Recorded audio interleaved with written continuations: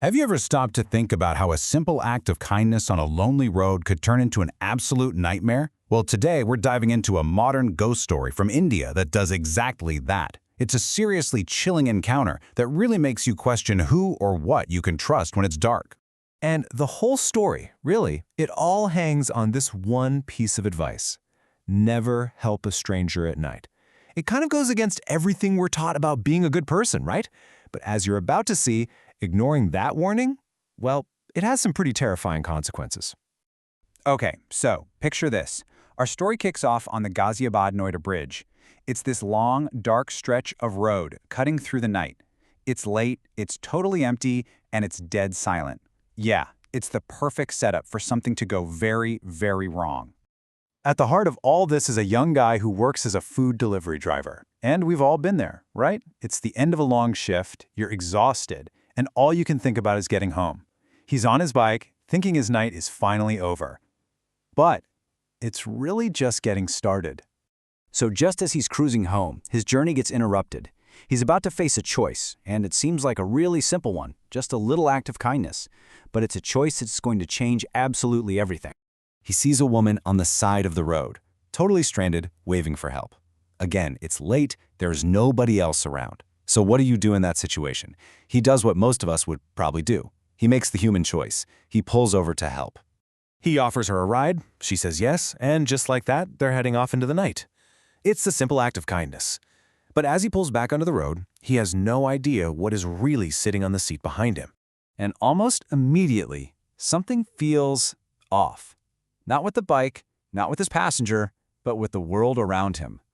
The few other drivers out there start acting really, really weird towards him. It's bizarre. The warnings start out small, but they get intense fast. At first, it's just people in passing cars giving him these unsettling looks. Then, truck drivers start shouting at him, but he can't make out what they're saying over the wind. Finally, one truck driver gets really desperate, just gesturing wildly, trying anything to get his attention. So you can imagine, he's confused, maybe a little freaked out. But with the roar of his motorcycle, he can't hear a thing they're saying. And on a late-night road, it's easy to just dismiss weird behavior, right? So he tells himself it's nothing and just keeps on driving. But that one truck driver, he refuses to be ignored. He sees that his warnings aren't getting through, and he realizes he needs to do something drastic, something our delivery guy simply can't ignore. And then, all of a sudden, bam! The truck that was trying to signal him just swerves, violently cutting him off and blocking the entire road.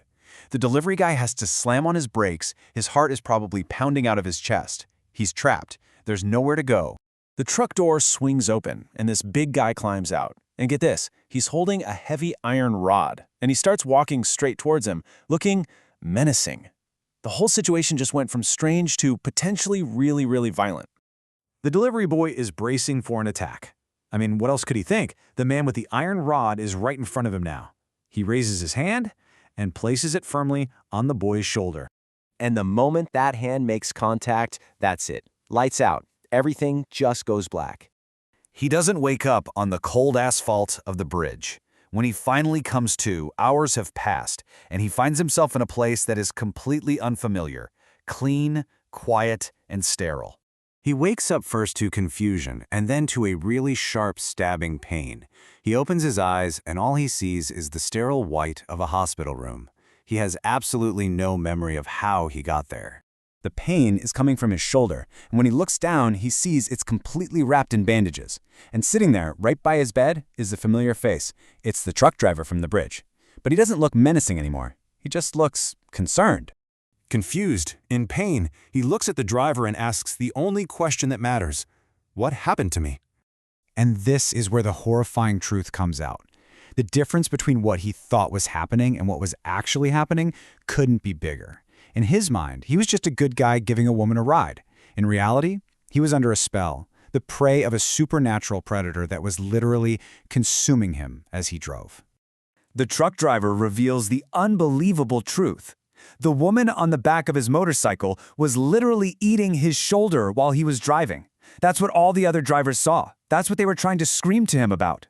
Now, in South Asian folklore, this kind of entity has a name, a Chudail. It's a malevolent female spirit, and her whole deal is luring men to their doom. They often appear to be lost or helpless, a disguise that hides what they really are, which is exactly what happened on that bridge. The spirit had put him under some kind of spell, a glamour that made him totally deaf to the warnings and completely numb to the pain.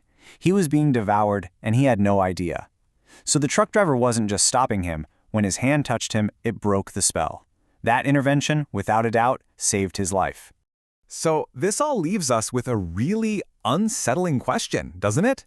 This story turns a simple act of human kindness into a terrifying risk.